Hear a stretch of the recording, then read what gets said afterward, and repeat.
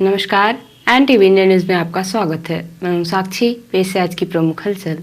Madhya Pradesh Congress committee के आह्वान पर जिला कांग्रेस कमेटी द्वारा पूर्व मंत्री कमलेश्वर पटेल की अगुवाई और जिला कांग्रेस कमेटी के अध्यक्ष ज्ञान सिंह के नेतृत्व में देश भर के किसानों के आंदोलन और उनकी मांगों के समर्थन में 29 फरवरी को वीतिका भवन प्रांगण में धरना प्रदर्शन आयोजित कर केंद्र की भाजपा सरकार और प्रधानमंत्री मोदी को किसान विरोधी बताया और किसानों की विभिन्न मांगों का ज्ञापन महामहिम राज्यपाल के नाम सीधी कलेक्टर को सौंपा।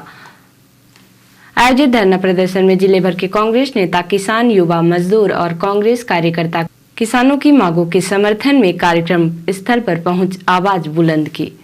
कहा जा रही हमको आपको समझना है, कल हम रोएंगे अगर इसी तरह की स्थिति रही तो पूरा देश कंगाल होगा और वापस गुलामी की ओर जाएंगे। इसको हमको समझने की जरूरत है, मंथन करने की आवश्यकता है। अभी बहुत वक्ता है, वो बहुत विस्तार से धरना के बारे में और आगे के बारे में बताएंगे, पर मेरा निवेदन इतना है कि समझने की आवश्यकता है। बहुत बहुत धन्यवाद। जय हिंद, जय भारत, जय। किसानों के समर्थन में आयोजित धरना प्रदर्शन को संबोधित करते हुए जिला कांग्रेस कमेटी के अध्यक्ष ज्ञान सिंह ने कहा कि देश भर का किसान अपनी फसलों पर न्यूनतम समर्थन मूल्य की गारंटी के लिए आंदोलन कर रहा है, लेकिन मोदी सरकार अपनी जिद पर अड़ी है। वह किसानों को MSP नहीं देना चाहती। हमारे किसान भाइयों के आंदोलन को मोदी सरकार दमनकारी नीति अपनाकर दबाने का प्रयास कर रही है, लेकिन कांग्रेस पार्टी किसानों के साथ खड़ी है। मोदी सरकार की मंशा कभी पूरी नहीं होगी। आज किसान एक बहुत बड़ा ये देश में समस्या का लेके परेशान है। MSP कानून जो लागू करेगा रहा, आज उसे सरकार मुकर रही है। पूरे देश में, आज पूरे प्रदेश में और हर जिले में आज यह किसानों के समर्थन में यह आंदोलन रखा गया है। हम विपक्ष में हैं। हमारी जिम्मेदारी है कि हम जनता के लड़ाई सड़क पर लड़ब। हम जनता के लड़ाई खातिर जहां तक जाएगा पड़ी, यदि हमका जेल जाएगा पड़ी तो हम सब अपना के साथ मिलके और जेलों तक पहुंचे के हम क्षमता रखी थे। और ये प्रशासन में बैठे लोग और सत्ता में बैठे लोगन का ये बतावे चाहिए थे कि किसानन की जो समस्या है MSP कानून अपना का लागू करेगा पड़ी, चाहे देर हो और चाहे सवेर हो। आयोजित धरना प्रदर्शन को संबोधित करते हुए पूर्व मंत्री कमलेश्वर पटेल ने कहा कि मोदी सरकार किसानों का हित नहीं चाहती है, किसान विरोधी है। मोदी सरकार झूठी गारंटी देते हैं। मोदी देश के किसान अपनी जायज मांगों को लेकर आंदोलनरत हैं। वो MSP की गारंटी चाहते हैं। स्वामीनाथन आयोग की रिपोर्ट लागू हो, लेकिन मोदी सरकार डंडे बंदूक के दम पर किसानों के आंदोलन को दबाना चाहती है। कांग्रेस ने किसानों की कर्ज माफी की थी, आज किसान फिर मांग कर रहे हैं, लेकिन मोदी सरकार किसानों को अपना दुश्मन समझ रही है। उनको रोकने के लिए दिल्ली की सीमा पर पैरामिलिट्री फोर्स तैनात किए गए हैं। जनता जनार्दन को संबोधित करते हुए उन्होंने कहा कि आप सब भाजपा के झांसे में मत आइए, ये झूठ बोलने वाले लोग हैं। चुनावी घोषणाएं करते हैं, लेकिन अब इनका हिसाब करने का समय फिर आ रहा है। आने वाले लोकसभा चुनावों में इनको सबक सिखाना आप सबकी जवाबदारी है। धरना प्रदर्शन कार्यक्रम में कांग्रेस नेताओं ने मौजूद लोगों को संबोधित करने के बाद अपनी मांगों का राज्यपाल के नाम का ज्ञापन जिले के प्रशासनिक अधिकारियों को सौंपा। कांग्रेस के धरना प्रदर्शन कार्यक्रम में बड़ी संख्या में कांग्रेस पदाधिकारी, कार्यकर्ता और जनता मौजूद थी। धरना प्रदर्शन कार्यक्रम के बाद मध्य प्रदेश के पूर्व मंत्री कमलेश्वर पटेल ने NTV इंडिया न्यूज द्वारा पूछे गए सवालों के जवाब दिए।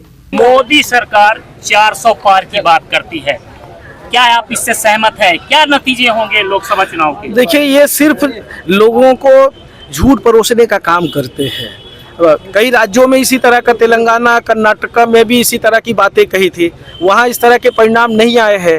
तो देश में भी जब लोकसभा का चुनाव होगा, इनके सारी घोषणाएं जो 400 के पार कह रहे हैं, मुझे लगता है कि अगर ये 200 भी पार कर जाएं तो बहुत बड़ी बात होगी। विचारधारा की बात करते हैं, कांग्रेस की अपनी एक विचारधारा है, भाजपा भी चाल, चरित्र, चेहरा और विचारधारा की बात करती है, लेकिन वर्तमान परिदृश्य में कांग्रेस की विचारधारा में पनपे बढ़े पले लोग भी छोड़ के बीजेपी की विचारधारा में जा रहे हैं। वही बीजेपी भी चाल, चरित्र, चेहरा तो ठीक है, लेकिन वो भी विचारधारा से समझौता करके कांग्रेस के लोगों को अपने साथ ले रहे हैं। इसमें क्या कहेंगे? देखिए, ऐसा है कि बीजेपी जो बोलती थी ना कि कांग्रेस मुक्त करेंगे, ऐसा होगा कि एक दिन जो है ना भाजपा मुक्त हो जाएगी, वो कांग्रेस ही वहाँ भी राज करेंगे, और वही हो रहा है, वही हो रहा है। बीजेपी ऐसे लोगों की कोई विचारधारा नहीं होती है, ये कोई विचारधारा के लोग है ही नहीं, ये स्वार्थी लोग हैं जो स्वार्थी लोग हैं जो अपने स्वार्थ के लिए कहीं भी ये समझौता कर सकते हैं। कांग्रेस पार्टी की विचारधारा के जो लोग हैं,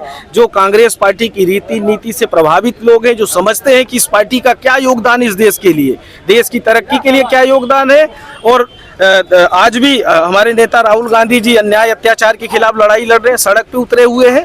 तो हमारे नेता, हमारी पार्टी हमेशा जब देश के ऊपर संकट आता है तो लड़ने का काम करते हैं अन्याय अत्याचार के खिलाफ, और वो लड़ाई लड़ने वाले आज भी हमारे साथ हैं। एक आखिरी सवाल हमारा आपसे, एक आखिरी सवाल है। लोकसभा चुनाव को लेकर भाजपा कहती है कि कांग्रेस को उम्मीदवार नहीं मिल रहे हैं, कांग्रेस की क्या तैयारी है, क्या उम्मीद है? हर लोकसभा क्षेत्र पे 5-5, 10-10 उम्मीदवारों ने आवेदन प्रस्तुत किए हैं, और एक से प्रबल दावेदार हैं।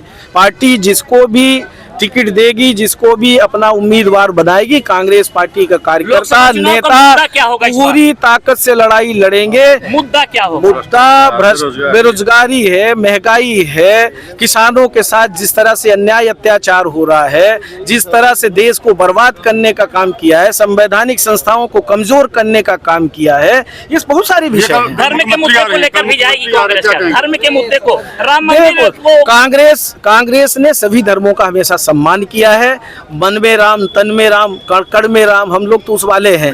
हम किसी के ठेकेदार बन गए लोग। भगवान सबके हैं, और भगवान आत्मा में विराजते हैं।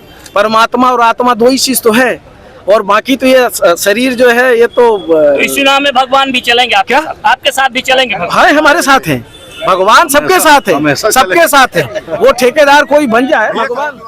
विकसित भारत विकसित मध्य प्रदेश कार्यक्रम में प्रधानमंत्री श्री नरेंद्र मोदी ने गुरुवार को वर्चुअली जुड़कर मध्य प्रदेश को 17,000 करोड़ रुपए से अधिक की लागत की 37 विकास परियोजनाओं की सौगातें दी। इस अवसर पर प्रधानमंत्री ने बाबा महाकाल की नगरी उज्जैन में स्थापित विक्रमादित्य वैदिक घड़ी का वर्चुअली लोकार्पण एवं प्रदेश के सभी जिलों में साइबर तहसील का भी शुभारंभ किया।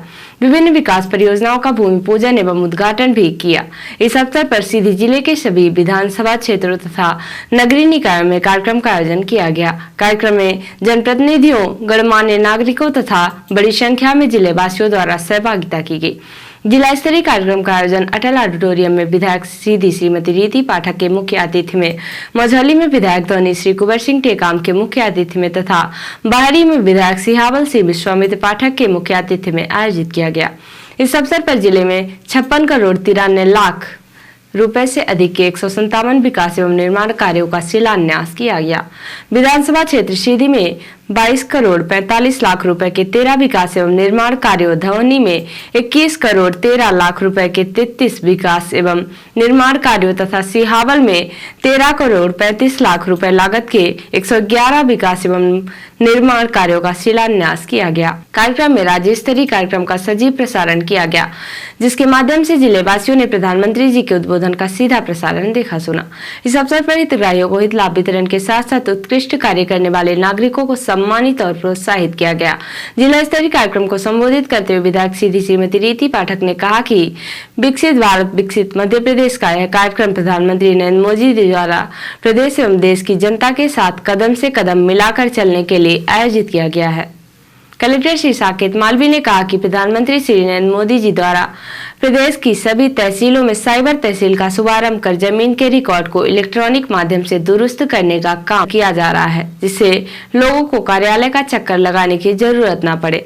जिला स्तरीय कार्यक्रम में जिला पंचायत अध्यक्ष श्रीमती मंजू सिंह, जनपद पंचायत सीधी के अध्यक्ष श्री धर्मेंद्र सिंह परिहार, पुलिस अधीक्षक डॉक्टर रविंद्र वर्मा, अतिरिक्त पुलिस अधीक्षक श्री अरविंद श्रीवास्तव सहित जनप्रतिनिधि, अधिकारियों तथा गणमान्य नागरिकों द्वारा सहभागिता की गई।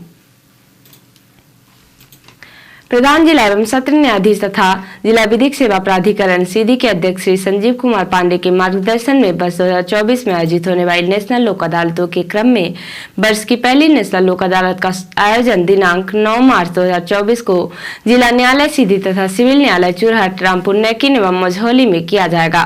दिनांक 9 मार्च 2024 को आयोजित होने वाली नेशनल लोक अदालत में अधिक से अधिक प्रकरणों के निराकरण हेतु गुरुवार दिनांक 29/2/2024 को प्रधान जिला न्यायाधीश श्री संजीव कुमार पांडे की अध्यक्षता में समस्त न्यायाधीशगण तथा अध्यक्ष अधिवक्ता संघ के बीच बैठक का आयोजन किया गया।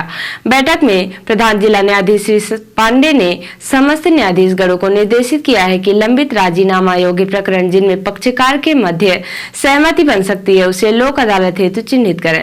श्री पांडे ने बीमा कंपनी के पैनल अधिवक्तागण को निर्देशित करते हुए कहा कि बीमा कंपनी राजीनामा योग्य प्रकरण को लोक अदालत हेतु चिन्हित करें ताकि आगे होने वाली प्रीसिटिंग बैठक में आवेदकों के मध्य चर्चा की जा सके। माध्यमिक शिक्षा मंडल भोपाल द्वारा हायर सेकेंडरी सर्टिफिकेट परीक्षा का आयोजन 6 फरवरी से किया जा रहा है।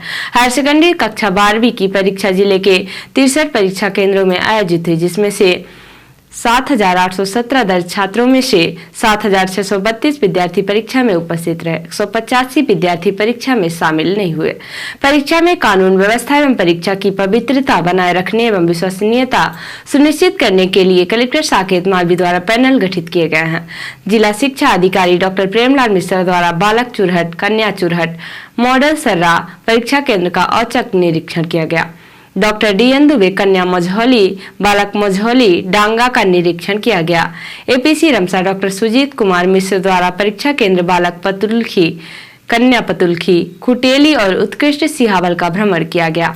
विकासखंड शिक्षा अधिकारी रामपुर नेकिन, मझौली, सिहावल सीधी द्वारा सघन निरीक्षण किया गया।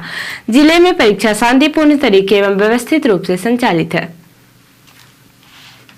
रिपोर्टर हिमानी रौतेला ने बताया कि बनभूलपुरा क्षेत्र में अतिक्रमण हटाने के दौरान उपद्रवियों द्वारा पुलिस प्रशासन, नगर निगम व मीडिया कर्मियों पर पथराव, आगजनी व गोलीबारी की हिंसक घटना के संबंध में उपरोक्त हिंसक घटना में संलिप्त उपद्रवियों की गिरफ्तारी के लिए प्रहलाद नारायण मीणा एसएसपी नैनीताल के निर्देशन में Prakash Chandra SP city Haldwani, Shri Harbansh Singh SP city Nainital के पर्यवेक्षण में विभिन्न टीमों का गठन किया गया है।